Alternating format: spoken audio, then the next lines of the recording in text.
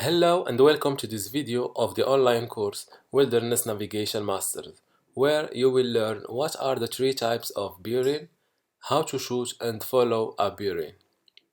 The first type is the direct bearing. This is the easiest one to follow because here you see your destination and you walk to it. You may ask me, why should I shoot and follow a direct bearing if I already see my destination with my eyes? We do this to be sure of where we arrive at, because sometimes landmarks are similar to each other, and we don't want to arrive to another place, especially when we are walking. This is an illustration to explain that to you. We are at this place represented by the red X sign. We know from our topographic map that our campground are at a bearing of 200 degrees. All you have to do to make sure that this campground is the one you want to go to is to shoot a bearing of 200 degrees with your compass, and if you see a campground at this line, then it's the one on your map. The second type of bearing is the intermediate bearing. This type of bearing are needed when you don't see what you want to arrive at from your current position. Doing that means you have to shoot for something between you and your destination. Sometimes you need to do that one time, sometimes two times or more. This is an illustration to explain that. You are at the place represented by the red X sign and you want to head to this campground. Because there is trees between you and your destination, you may not see the campground from your position. For that, all you have to do is to shoot the bearing that you get from your map. After that, you aim for a landmark like a tree that are far away from you at the same exact line, and you arrive at it. Then you repeat the same thing till you arrive at your destination. Distant bearing is a little bit similar to the intermediate bearing. The only difference is that the landmark that we aim and walk to are far away from our checkpoint, but still on the exact same line. After we aim at this faraway landmark, we work toward it till we arrive at our checkpoint that we should find first. Because we will get to our destination before the landmark that we aimed at, it's better for our destination to be big enough and easy to see to not miss it. Let's see this illustration to understand that. We are at the point represented by the red X sign and we want to arrive at the campground. But because there is too much trees, we can see the campground from our position, but we see the big mountain behind it. After we make sure that the mountain are at the same line with our campground, we start walking toward the mountain looking for the campground. Like I've said before, if our checkpoint is something small, because it's easy for us to deviate from our itinerary, we can walk further away from our checkpoint without knowing it. For that, we have to use big landmarks, because even we deviate a little bit from our itinerary, we still get to it.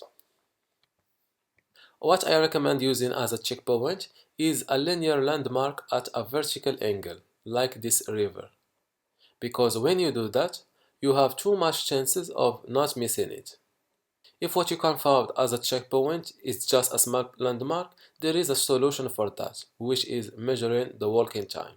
For example, if your checkpoint is at 1,600 feet, you should arrive and look at your checkpoint when you walk for around 30 minutes.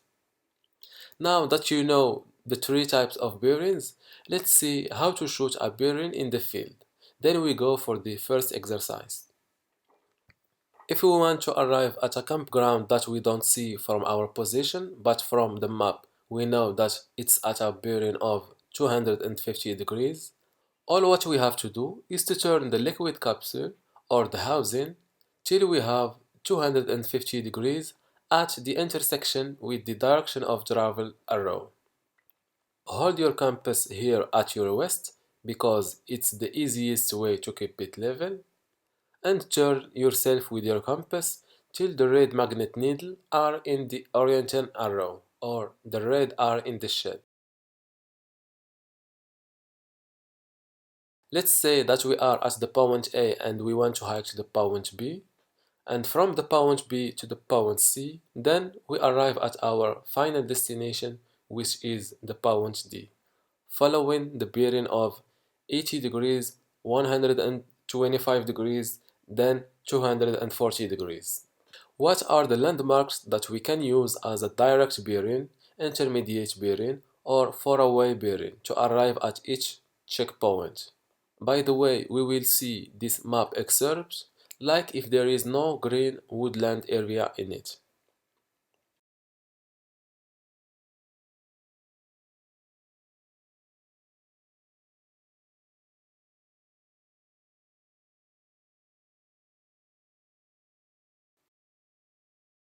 Answers and explanations. From the point A to the point B, because it's a flat terrain, we can shoot a direct bearing and follow it. From the point B to the point C, because these checkpoints are in a valley that we can see from the point B, we can use this intermittent lake as an intermediate bearing. And after we reach it, we continue following our bearing till we arrive at our checkpoint C. And from that, to arrive at the point D, if we can see this hill here, we can use it as a faraway landmark to arrive at our final destination. In the second exercise, I want you to go outdoor and practice shooting the bearing of 40 degrees, 100 degrees, and 270 degrees. And in each one, try to see what landmarks can you use in these bearings. That's all for this video. Don't forget that if you have a question, leave it in the comment section below because you can get an answer from me or one of the other students. Thank you for watching and see you in the next video.